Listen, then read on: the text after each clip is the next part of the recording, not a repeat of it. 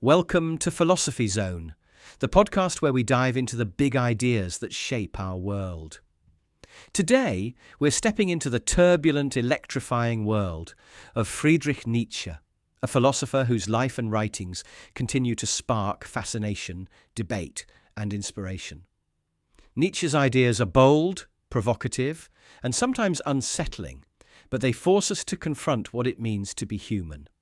So, grab a coffee, settle in, and let's explore the life and mind of this 19th century thinker who still speaks to us today. Let's start with Nietzsche the man, because you can't separate his philosophy from his life. Born in 1844 in a small German town, Friedrich Nietzsche was the son of a Lutheran pastor. His father died when he was just 5, leaving him in a household of women, his mother, sister, grandmother, and aunts. This early loss shaped him. He grew up sensitive, introspective, and fiercely independent. As a young boy, he was a prodigy, excelling in classics and music, with a passion for poetry and ideas. By his early 20s, he was a professor of philology, basically the study of ancient texts, at the University of Basel. Imagine that! A professor at 24 years old. But Nietzsche wasn't your typical academic. He was restless, always pushing boundaries. His first book, The Birth of Tragedy, came out in 1872 and was a love letter to art, music, and the ancient Greeks. He argued that life is a tension between two forces, the Apollonian, which is all about order, reason, and structure, and the Dionysian, the wild, chaotic, passionate side.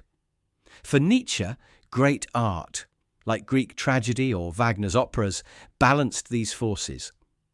The book was controversial, partly because it was more poetic than scholarly, and it alienated some of his stuffy academic colleagues. But it showed Nietzsche's knack for seeing life as a kind of cosmic drama, full of beauty and struggle. Now, let's pause on Wagner for a moment, because he was a huge figure in Nietzsche's life. Richard Wagner, the famous composer, was like a rock star of the 19th century. Nietzsche was obsessed with him at first, seeing his music as the ultimate expression of that Dionysian energy. They became friends, and Wagner's larger-than-life personality and art deeply influenced Nietzsche's early work. But, spoiler alert, their bromance didn't last. Nietzsche later turned against Wagner, criticizing his music as manipulative and his nationalism as small-minded. This falling out tells us something key about Nietzsche. He was never afraid to change his mind, to break with idols, to stand alone. By his late 20s, Nietzsche's health was failing. He suffered from migraines, digestive issues, and possibly syphilis, though historians debate that. He resigned from his professorship and became a wanderer, living in boarding houses across Switzerland, Italy, and France. Picture him, a frail man with a bushy moustache, scribbling furiously in notebooks, chasing moments of clarity between bouts of illness. It was during this period, in the 1870s and 1880s, that he wrote his most famous works, like Thus Spoke Zarathustra, Beyond Good and Evil, and On the Genealogy of Morality.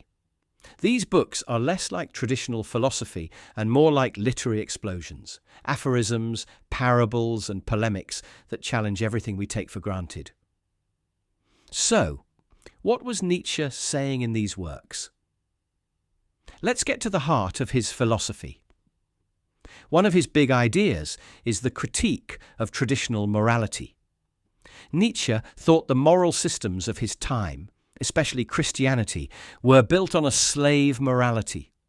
That sounds harsh, but hear him out. He argued that Christianity glorified weakness, humility and self-denial, values that came from oppressed groups who turned their suffering into a kind of moral superiority. Meanwhile, he admired what he called a master morality, which celebrated strength, creativity, and independence. Think of a lion, proud and unapologetic, versus a flock of sheep, meek and conformist. Nietzsche wasn't saying we should all be ruthless tyrants, but he wanted us to question why we value what we do. Are we just following the herd? This leads to one of his most famous and misunderstood ideas, the Übermensch, or Overman. In Thus Spoke Zarathustra, Nietzsche describes the Übermensch as a kind of ideal human, someone who creates their own values, lives authentically, and embraces life's challenges with courage. It's not about being a superhero or a dictator, as some later twisted it. It's about being true to yourself, breaking free from society's expectations, and finding meaning in a world that doesn't hand you one. Imagine someone who says, "I'm going to live my life my way and not apologize for it." That's the spirit of the Übermensch. Then there's the phrase, "Everyone knows, God is dead." It's from the Gay Science and later Zarathustra, and it's not just Nietzsche being edgy. He was pointing out that in the modern world, the old certainties, religion, tradition, absolute truths, were losing their grip. Science, reason and progress were taking over, but Nietzsche wasn't cheering. He saw a crisis. If we lose faith in God, what fills the void? For him, it was a call to action. We have to create our own meaning, our own purpose. It's both terrifying and liberating, like standing on the edge of a cliff and realizing you have to build your own bridge.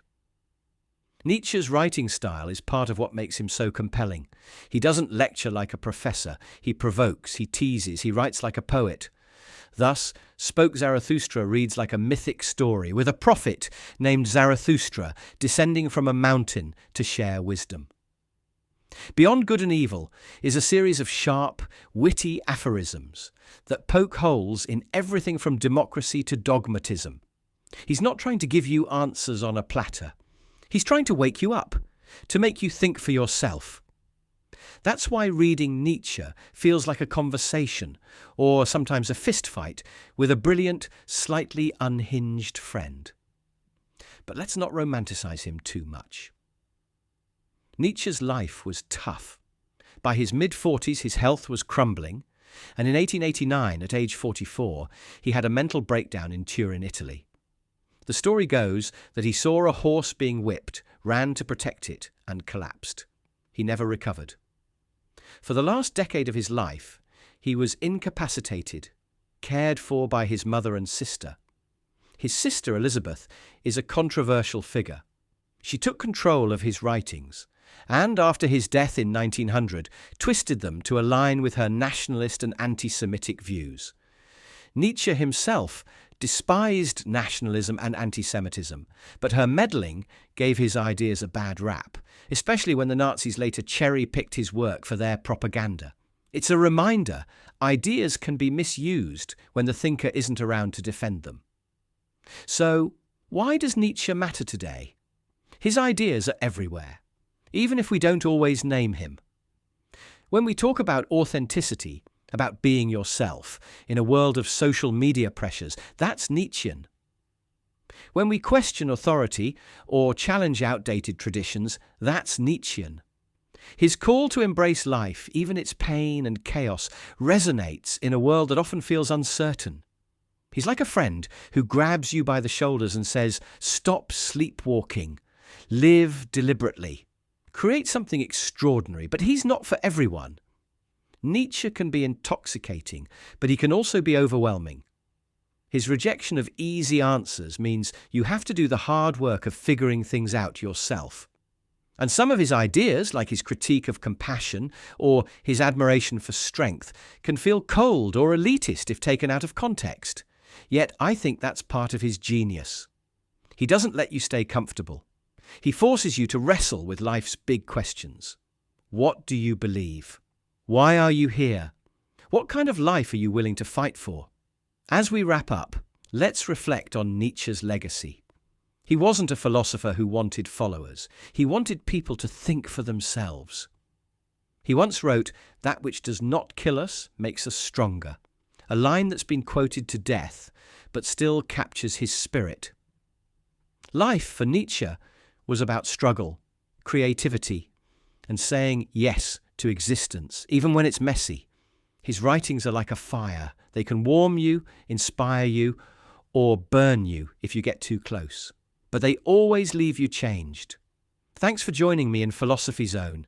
If Nietzsche's got you thinking or arguing with him in your head, then he's done his job. Until next time, keep questioning, keep creating, and keep embracing the wild, beautiful chaos of life.